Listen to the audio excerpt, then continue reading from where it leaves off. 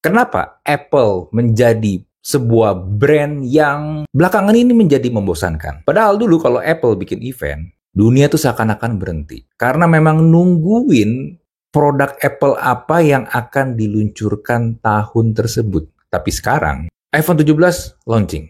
Sahamnya malah jeblok duluan. Investornya pada bete. Usernya pada bosen. Karena produknya ya gitu-gitu aja. iPhone dari tahun ke tahun ya nggak ada perubahan berarti, cuma posisi kameranya doang digeser atau jumlah kameranya doang ditambah, ya sama gimmick-gimmick kecil lah kayak yang iPhone 16 kemarin ada apa kamera button ya, padahal di layarnya juga udah ada kamera gitu. Ya makanya nggak ada sesuatu hal yang wow dari Apple selama bertahun-tahun. Nah, pertanyaannya sekarang, kenapa Apple menjadi sebuah brand yang produk-produknya membosankan? Mari kita bahas bareng-bareng. Kalau lu masih ingat era Steve Jobs menjadi CEO-nya Apple, setiap event tahunan Apple itu udah kayak mau nonton konser band legend. Beneran, gua nggak lebay, karena memang sebegitu menariknya, sebegitu excitednya, terutama ketika Steve Jobs naik ke panggung pakai turtleneck hitam, celana jeans dia, sepatu New Balance dengan kacamata yang ikonik, yang menjadi personality dia yang kuat. Menonton atau menyaksikan presentasi dia itu benar-benar ada, lu kayak lagi ngikutin sebuah cerita di mana nanti lu akan dapat kejutan-kejutan di tiap kalimat-kalimat yang dia lempar ke audiens. Beneran, lu coba cari di YouTube deh. Video-videonya masih ada. Video-video presentasi dia ketika dia lagi launching iPhone, ketika dia lagi launching iPad, MacBook, iMac, bahkan iPod. Lu perhatiin deh. Steve Jobs itu sangat pintar dalam memainkan emosi, dalam memainkan psikologi dari para audiens yang nonton tentang produk yang lagi dia mau luncurkan. Apalagi tiap kali dia mau menutup presentasi dia, ada satu hal yang menjadi ciri khas dia. Dan sebenarnya masih dipakai sama Tim Cook sampai sekarang, yaitu one more thing. Dan one more thing ini biasanya adalah kejutan paling besar, paling yang bikin orang wow dalam produk-produk yang lagi sedang dipromosikan. Dan ketika itu bukan gimmick semata doang, karena memang ketika let's say iPhone diluncurkan, itu menjadi titik di mana teknologi itu berubah. Industri teknologi secara keseluruhan itu berubah. Behavior orang menggunakan internet berubah, lalu ada yang namanya aplikasi di handphone, sehingga kebiasaan kita sekarang nih, yang tangan kita ini nggak bisa lepas dari smartphone, itu sebenarnya bisa gue bilang pemicunya adalah ketika iPhone pertama kali muncul. Gue pun juga pakai iPhone di awal-awal. Gue punya iPhone kalau nggak salah yang 3G ya, yang 3GS. Itu iPhone generasi kedua. Waktu itu malah di Indonesia lebih banyak orang-orang pakai BlackBerry dibandingkan pakai smartphone yang lain. iPhone waktu itu belum menjadi sebuah gadget yang premium dan dianggap ini orang kaya nih kalau pakai iPhone. Bahkan harganya kalau nggak salah sekitar $400 ya waktu itu. Iya, gue beli nggak mahal kok, 4 juta something kalau nggak salah ya. Nggak kayak sekarang, itu sekarang harganya nggak ngotak emang. Tapi itu pun gue akhirnya stop karena iPhone tersebut udah nggak bisa upgrade iOS-nya lagi. Kalau nggak salah tuh itu iPhone 3GS itu mentok di iOS 6 ya, nggak bisa naik ke iOS 7. Jadinya banyak fungsi-fungsi yang udah nggak bisa optimal. Jadinya udah gue ganti. Tapi gantinya pun akhirnya gue mulai geser ke Android. Nah, itu ketika Apple yang menurut gue masih punya sesuatu nilai plus yang lu pokoknya seneng deh, lu pokoknya ada rasa feel emosi yang ketika lihat produk-produk Apple kala itu is really different. Bahkan kemunculan iPhone waktu itu pun juga akhirnya membunuh BlackBerry yang nggak bisa ngikutin perkembangan zaman. Dan ya, perubahan gaya hidup untuk teknologi handphone pun akhirnya berubah. Dan juga jangan lupa ada peran Johnny Ive. Johnny Ive ini adalah Chief Design Officer-nya Apple.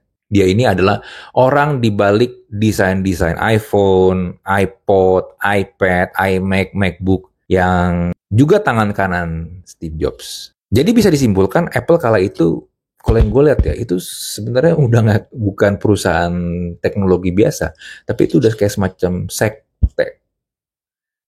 Beneran, sekte.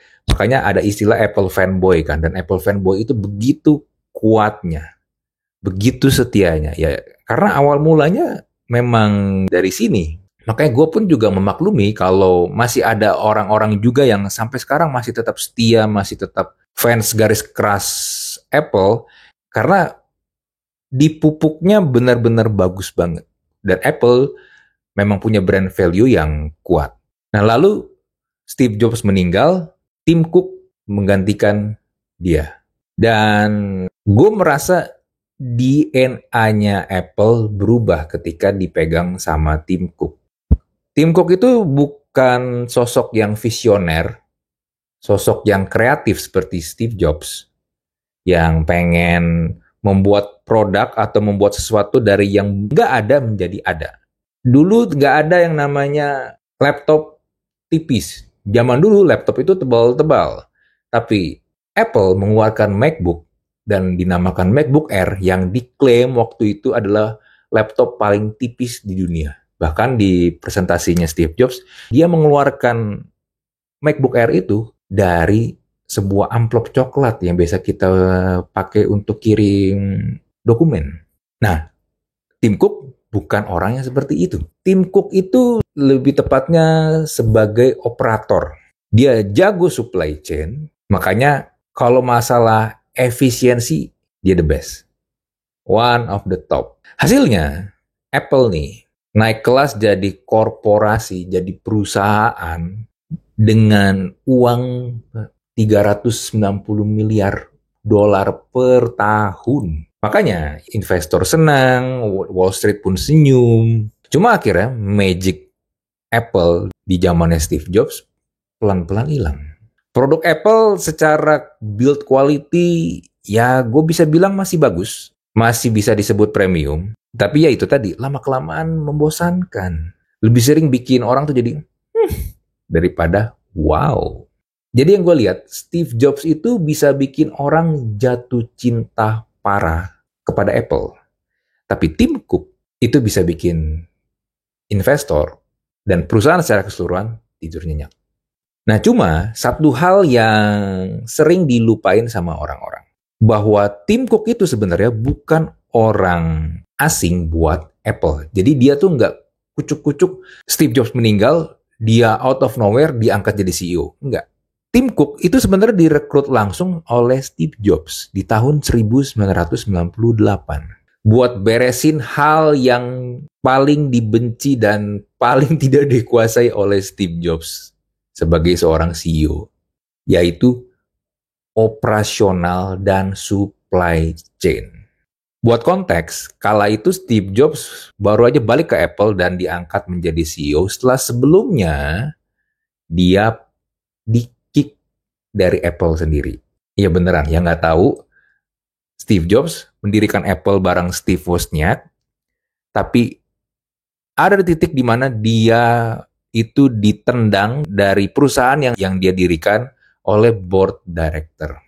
Sampai akhirnya Apple nggak lagi baik-baik aja kala itu, penjualannya jelek, produk-produknya juga jelek, membosankan, nggak jelas. Ya, gue nggak bisa bilang mirip kayak sekarang sih, karena kalau sekarang ini kan secara penjualan masih bagus ya. Kalau dulu tuh bener parah banget, banyak produk-produk Apple tuh nggak jelas. Sehingga diambillah sebuah keputusan untuk mencoba memanggil Steve Jobs balik. Tapi itu pun bukan sebagai CEO, tapi lebih tepatnya kayak semacam advisor. Cuma board director kala itu melihat kayaknya Steve Jobs memang yang harus mimpin Apple deh, bukan orang lain. Karena pada dasarnya Apple itu memang kan didirikan dari visinya Steve Jobs. Ya udah akhirnya Steve Jobs lah yang diangkat. Setelah melalui proses sana-sini dan juga Steve Jobs mengajukan syarat-syarat, yaitu dia tidak mau dikontrol lagi, nggak mau kejadian kayak seperti dulu keulang, pokoknya dia pengen punya kuasa penuh, akhirnya ya udah, orang-orang yang dulu pernah ada di Apple dan menyingkirkan dia semuanya disikat, dan akhirnya Steve Jobs menjadi CEO. Tapi sekali lagi, Apple masih menjadi perusahaan yang sakit. Dan salah satu masalahnya adalah tadi ya, operasional dan supply chain. Nah, Tim Cook inilah yang akhirnya mengisi kekosongan dari operasional dan supply chain tersebut. Karena memang Tim Cook ini adalah orang yang sangat-sangat, yang kemampuan manajemennya itu bagus, dan dia yang akhirnya motong supplier yang nggak efisien, lalu dia juga ngatur manufaktur Apple itu ke Asia. Makanya produk-produk Apple, biarpun ditulis design in California, tapi made in China. Dan bikin rantai pasok supply chain-nya Apple ini jadi mesin yang presisi. Karena peran Tim Cook, marginnya Apple jadi melonjak. Sebegitu krusial sebenarnya peran Tim Cook di sini. Cuma ya itu tadi ya, pembedanya adalah kalau Steve Jobs itu adalah seorang frontman, orang yang memang muncul di depan, mendapatkan spotlight, tapi Tim Cook itu sebenarnya adalah tipikal orang yang di balik layar. Jadi ketika Steve Jobs wafat di tahun 2011, direksi Apple atas rekomendasi Steve Jobs sendiri nggak mencari siapa the next Steve Jobs, orang yang akan menggantikan Steve Jobs yang seperti Steve Jobs, tapi mencari orang yang bisa menjaga stabilitas Apple yang sudah dibangun susah payah. Dan Tim Cook adalah jawabannya sebagai Mr. Reliability. Cuma masalahnya, Mr. Reliability jarang bisa bikin orang-orang, audience, dunia terpesona. Dan itulah yang terjadi di Apple. Terakhir, ketika iPhone 17 di launching, walaupun desain-desainnya sempat leak, bocor, gue juga bingung ya kenapa belakangan Apple tuh tiap kali mau bikin produk tuh selalu bocor. Padahal dulu kayaknya enggak, makanya mungkin itu juga menjadi faktor ini ya, faktor yang bikin kita tuh menjadi, ya udahlah, udah tahu pasti akan kayak gitu juga, tahun ke tahun, dan juga dapat bocorannya. But anyway, karena nggak ada unsur surprise-nya lagi, realitanya jadi saham Apple nyungsep. Kenapa nyungsep? Ya karena orang-orang investor pada bosen, merasa nggak ada yang beda. Kamera doang lebih bagus dikit. Ada kotaknya sekarang yang buat versi Pro. Chipnya lebih ngebut dikit. Sekarang ada pilihan warna orange. Tapi udah itu, that's it. Nggak ada perubahan berarti yang seperti sebelum-sebelumnya.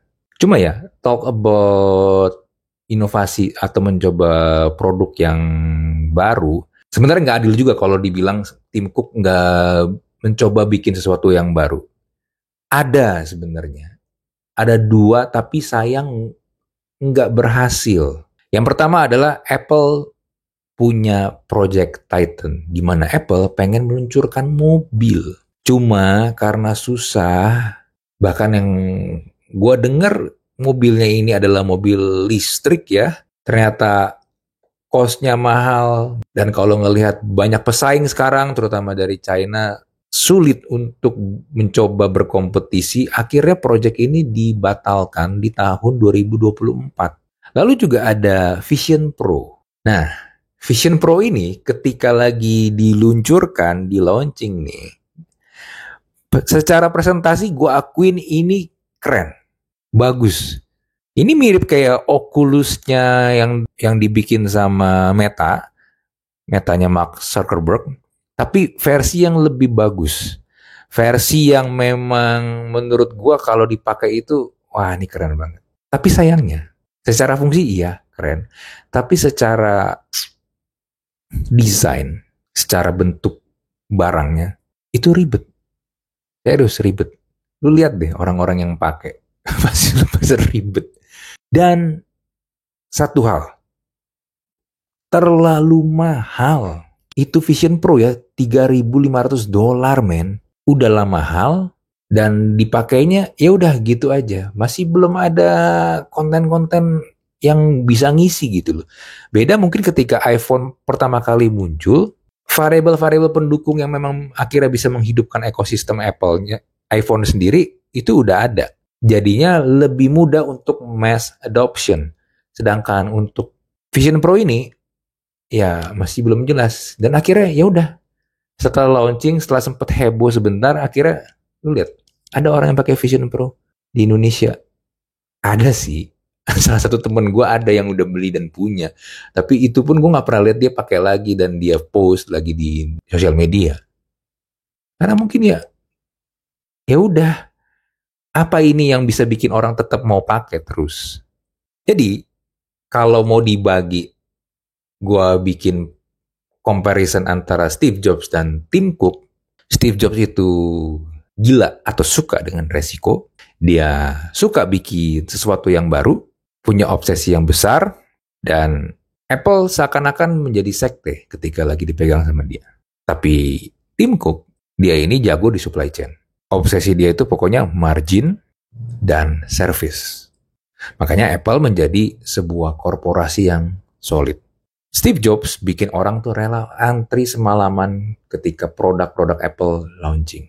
Sedangkan Tim Cook bikin orang rela bayar iCloud tiap bulan, bayar iPhone yang makin lama makin mahal. Nah, sebagai penutup, Apple sekarang ini memang bukan lagi perusahaan yang bikin elu itu jadi bengong dan terpana.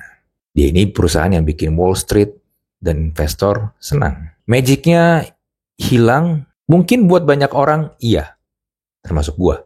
Namun kalau ngomongin duit, ngomongin revenue, ini masih mengalir deras. Dan ini memang faktor yang nggak bisa lu sangkal, karena ya ada datanya.